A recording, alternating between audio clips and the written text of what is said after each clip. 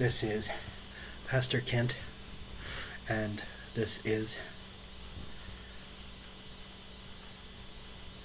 Devotions with Pastor Kent. We are continuing our series on Genesis, and we're in Genesis 16 today. And we're going to see Sarai and Ephraim disobey God. Now Sarai, Ephraim's wife, had not borne him children, but she had an Egyptian slave named Hagar. So Sarah said to Ephraim, "Here now, Adonai has kept me from having children, so go sleep with my slave girl. Maybe I will be able to have children through her." Ephraim listened to what Sarai said. There's two disobedience here.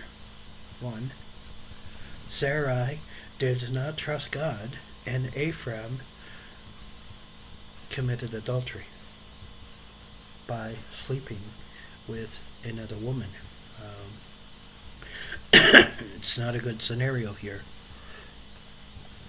It was after Ephraim had laid 10 years in the land of Canaan, and Sarai, Ephraim's wife, took Hagar the Egyptian, her slave girl, and gave her to Ephraim, her husband, as his wife.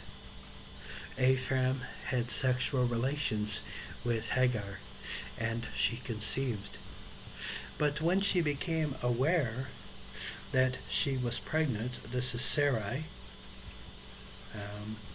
she took her mistress with contempt. She looked on her mistress with contempt.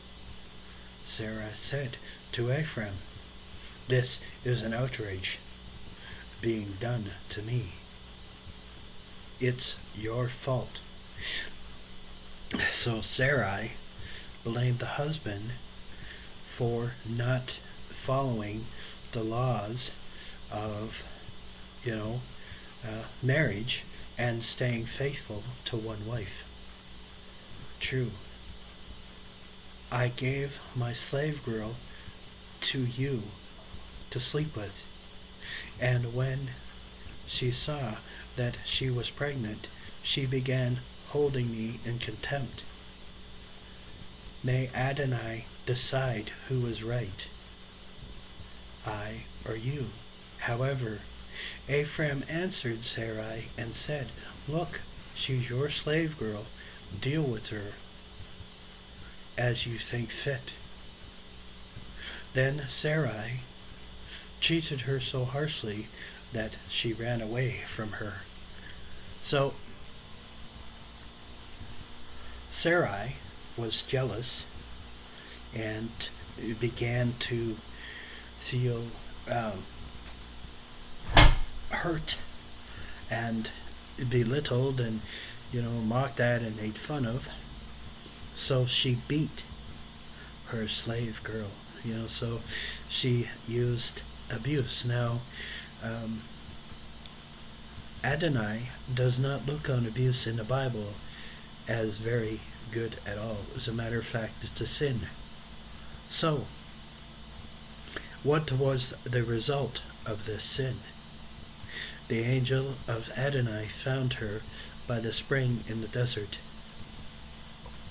the spring on the road to Sur, and said, "Hagar, Sarah's slave girl, where have you come from, and where are you going?" She answered, the slave girl, "I'm running away from my mistress Sarai." The angel of Adonai said to her, "Go back to your mistress and submit to her authority." So the angel told her to go and do her job and be civil with her master.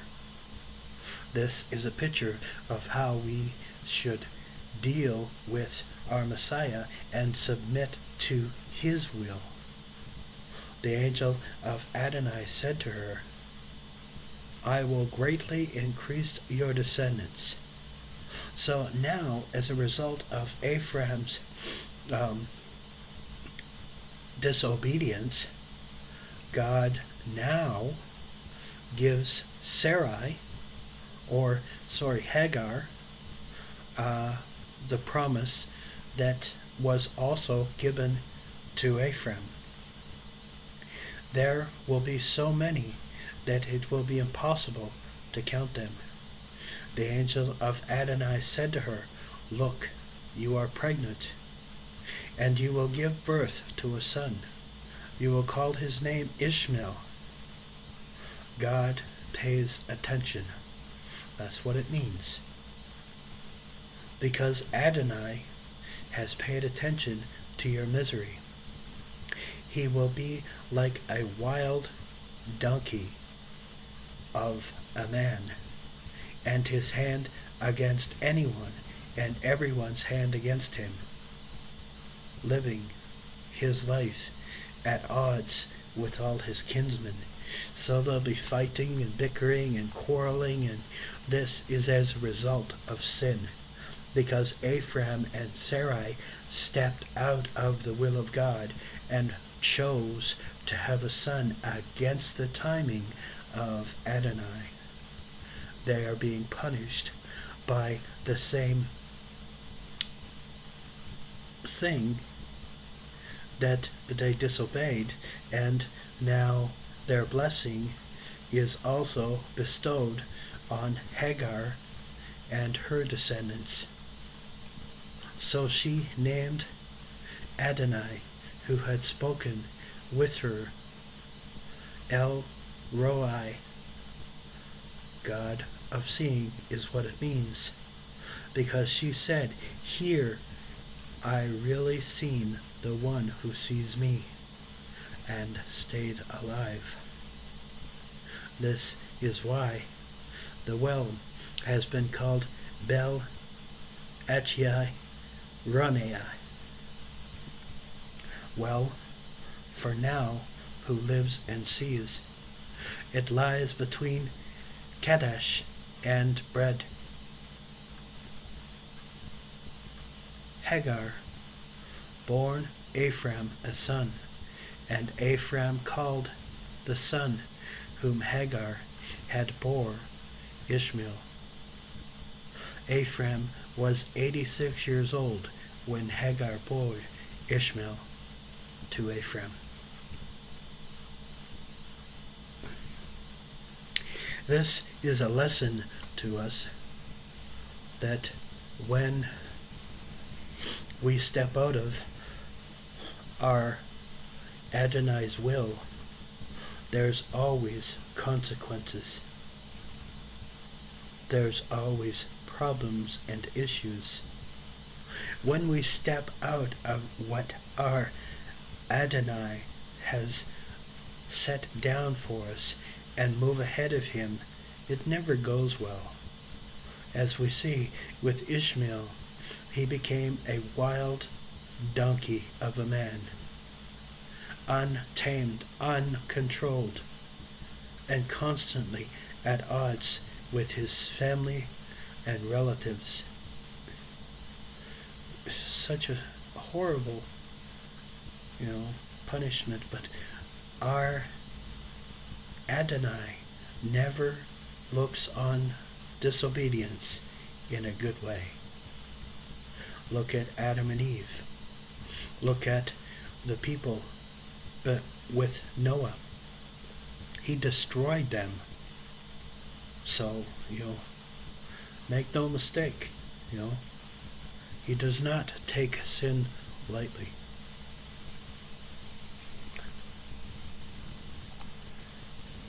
If you're in the sound of my voice today, perhaps you are uncertain about your salvation through Yeshua. But he promised to anyone who seeks to know the truth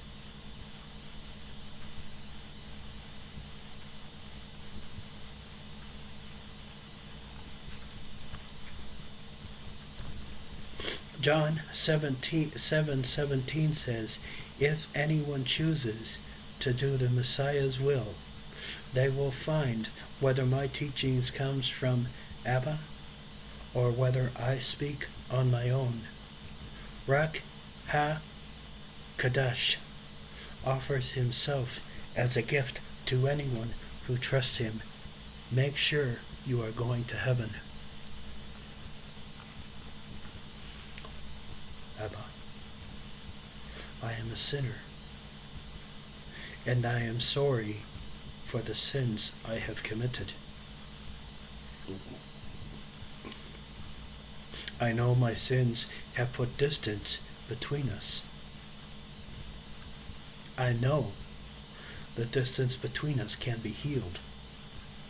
I believe that Yeshua died on the executioner's stake for my sins and rose on the third day from death.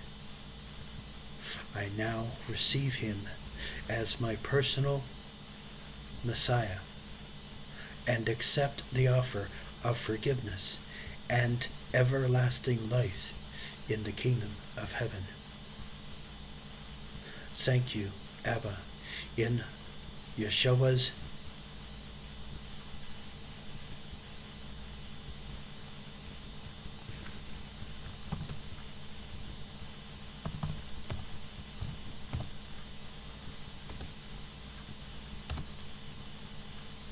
in Adonai's name, I pray. Amen.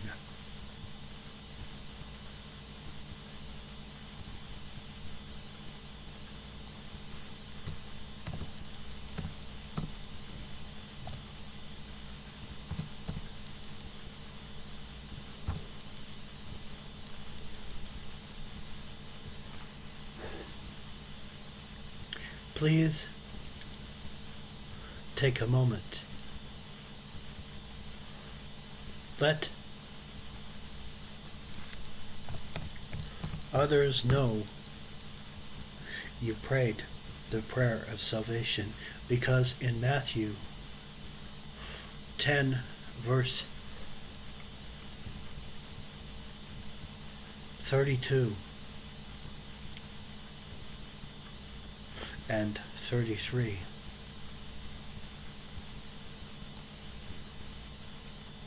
(32 to 34) says, therefore,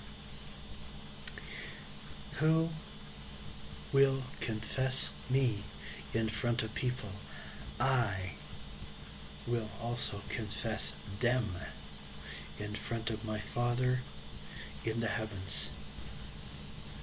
But whoever denies me in front of people, I will deny them in front of my Father in the heavens. Don't suppose I come to cast peace on the earth. I did not come to cast peace, but as the living Word.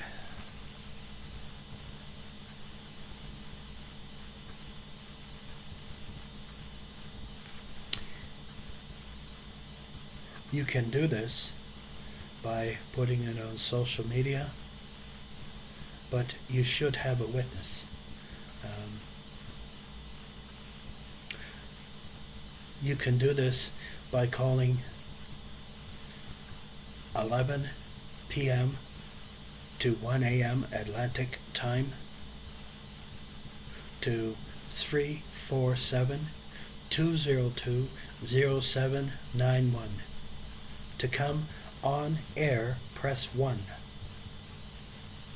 Stay strong in your faith and enjoy the blessings you now have in Elohiym.